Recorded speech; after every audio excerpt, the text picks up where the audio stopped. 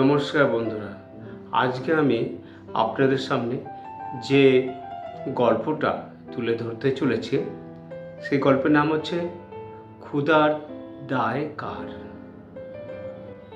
চলুন আর সময় নষ্ট না করে শুরু করি। ক্ষুধার দায় কার। শহরের এক কোণে ছোট্ট একটা কারখানা, কিন্তু এই কারখানার ভিতরে প্রতিদিন গড়ে ওঠে প্রচুর মানুষের স্বপ্ন, আর সে স্বপ্ন ভেঙেও যায়। ওই কারখানায় কাজ করে রমেশ।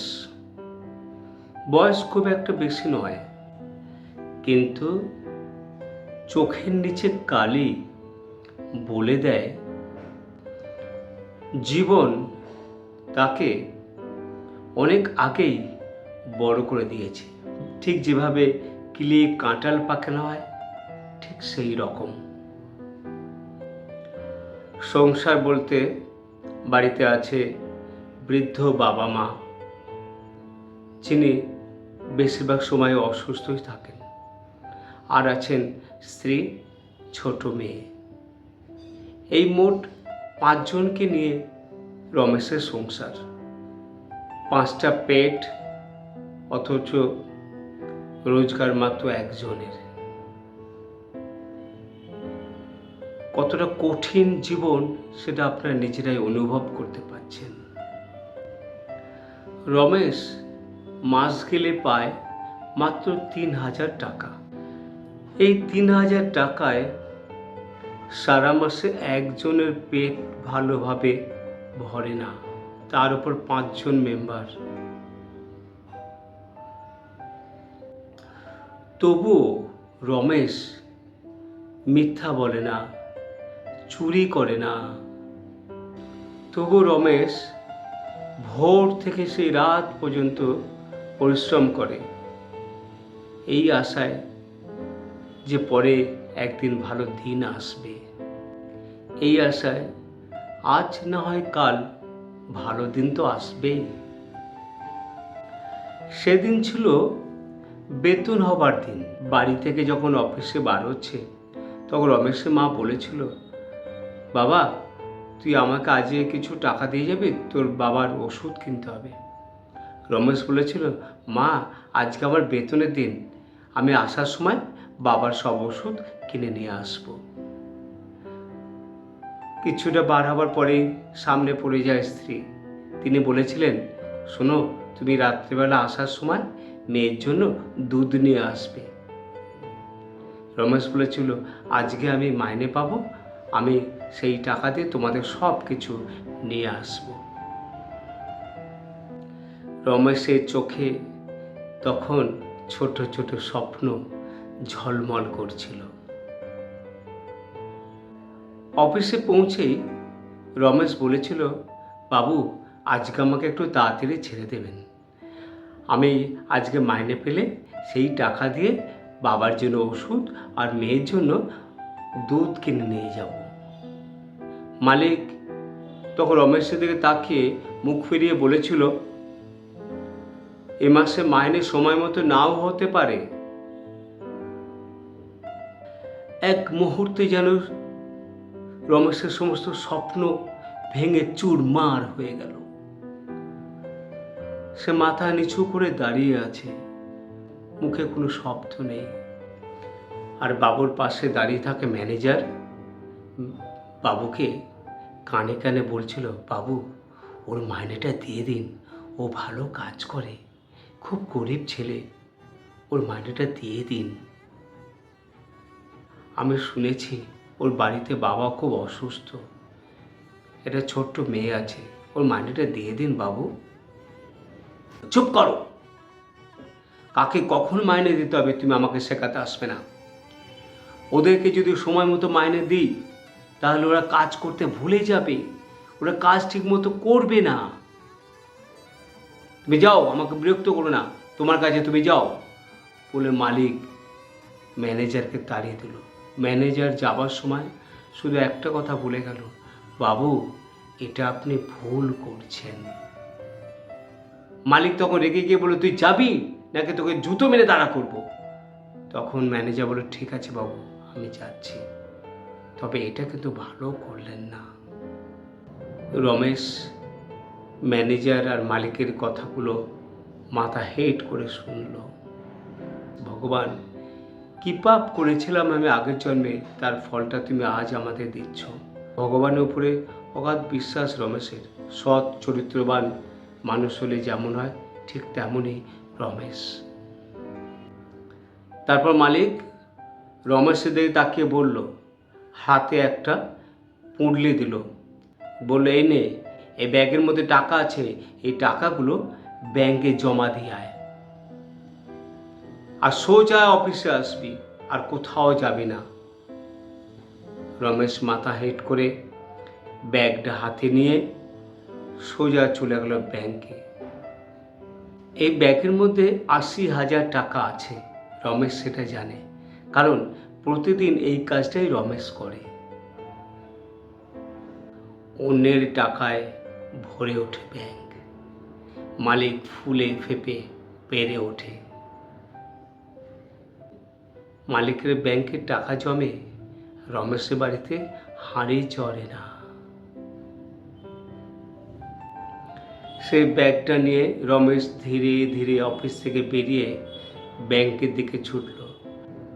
আর মনে মনে ভাবছে, আমি কি ভুল করছি? মায়ের ওষুধ, মেয়ের দুধ, স্ত্রীর মুখ, সব একসঙ্গে চোখের সামনে ভেসে ওঠে রমেশের। এক মুহূর্তের জন্য রমেশের মনে হয়েছিল, এই ব্যাগে তো অনেক টাকা, এর থেকে যদি একটু আমি নিয়ে নিই। কেউ বুঝতে পারবে না। তখনই তার হাত কেঁপে উঠল, হাতটা থমকে দাঁড়ালো। বিবেক বলে উঠল,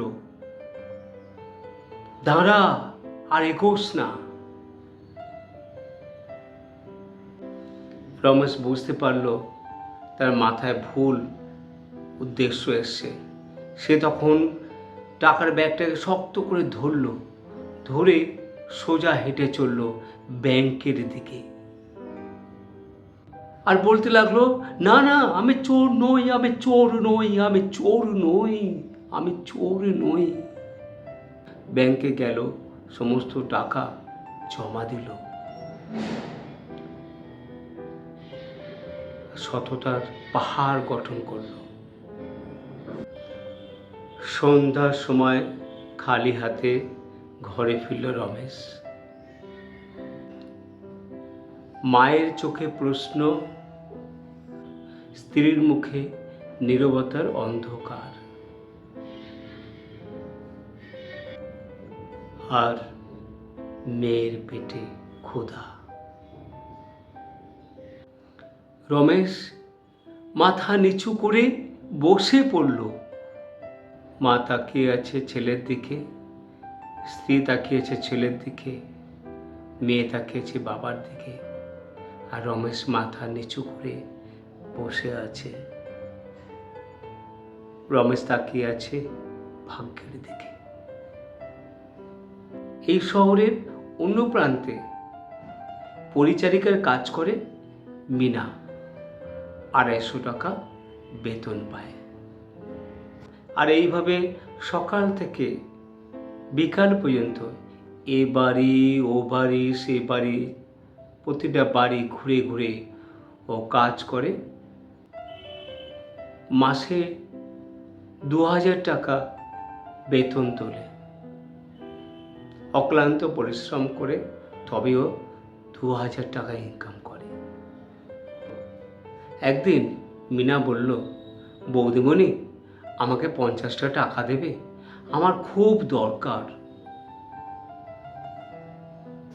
বৌদিমণি রেগে মেগে বলল, তুই তো প্রায়ই টাকা চাস আমার কাছে, আমি কোথা থেকে এত টাকা পাবো? খেকে মেকে উঠল মিনার উপরে। আর কয়েক সেকেন্ড পরেই ডেলিভারি বয় একটা ডেলিভারি দিয়ে গেল। বৌদিমণি ওকে 2500 টাকা ক্যাশ দিয়ে দিল। যদিও ওই অপ্রয়োজনীয় জিনিসটার এই মুহূর্তে কোনো প্রয়োজন ছিল না, তবু ডেলিভারি বয়কে দিয়ে ওইটা বৌদিমণি আনিয়েছিল। সে সব চোখের সামনে দেখল মিনা। মিনার চোখে জল গড়াচ্ছে, মনটা ওর ফেটে যাচ্ছে, বুকটা ওর ফেটে যাচ্ছে। কিছু বলছে না, মাথা হেট করে দাঁড়িয়ে আছে আর বলছে, ভগবান, আমি কি অন্যায় করেছিলাম তোমার কাছে? মনে মনে বলছে, আগের জন্মের পাপটা কি এই জন্মে দেখাচ্ছ? তাই মুখে বেশি শব্দ না করে ও নীরবে আস্তে আস্তে ওখান থেকে প্রস্থান করছে, কারণ ও জানে এই চোখের মূল্য কেউ ওকে দেবে না, আর এই চোখের মূল্য এই বড়লোক রূপী অমানুষগুলোর কাছেও নেই। ধীরে ধীরে মিনা ওখান থেকে চলে গেল। একদিকে মিনা আর একদিকে রমেশ, দুজনেই অক্লান্ত পরিশ্রম করে সৎ, নিষ্ঠাবান এবং সচ্চরিত্র মানুষের মতো সমাজে কাজ করে চলে। বিনিময়ে কি পায় তারা? এটাই কি সততার মূল্য? প্রশ্নটা থেকেই যায়। প্রশ্ন হলো, এই মানুষটা অভাবের তাড়নায় যদি তার সৎ পথ থেকে যদি অসৎ পথের দিকে চলে যায়, তাহলে এর জন্য দায়ী কে থাকবে? আপনি কি তাকে বাধ্য করছেন না চুরি করতে? আপনি কি বাধ্য করছেন না তাকে চুরির পথে পা বাড়িয়ে দিতে? আপনি কি এর জন্য দায়ী নয়? এই পথে পা বাড়িয়ে দেওয়ার জন্য আপনার অমানবিক ভাবনা চিন্তা কি দায়ী নয়? এই প্রশ্নগুলো কি জেগে উঠবে না?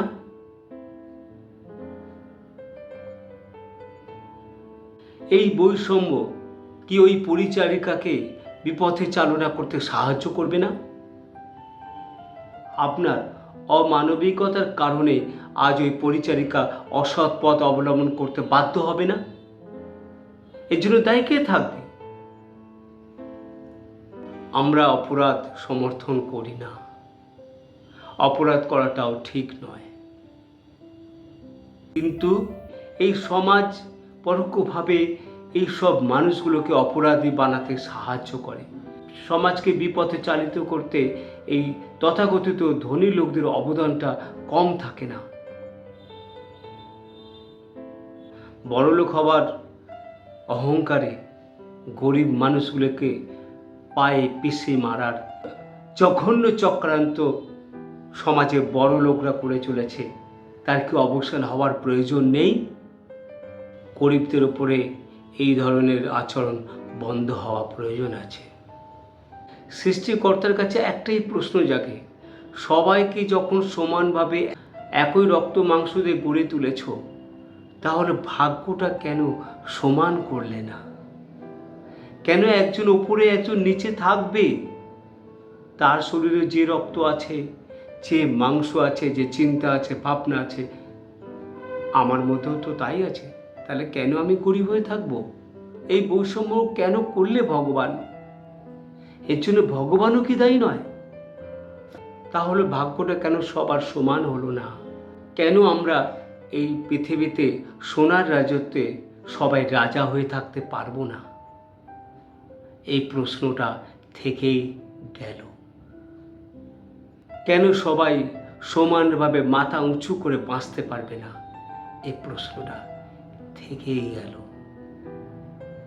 নমস্কার, ভালো থাকবেন বন্ধুরা। যদি আমার এই ভিডিও ভালো লাগে তাহলে লাইক, শেয়ার, কমেন্টস অবশ্যই করবেন, আর সাবস্ক্রাইব করতে ভুলবেন না। নমস্কার, ভালো থাকবেন।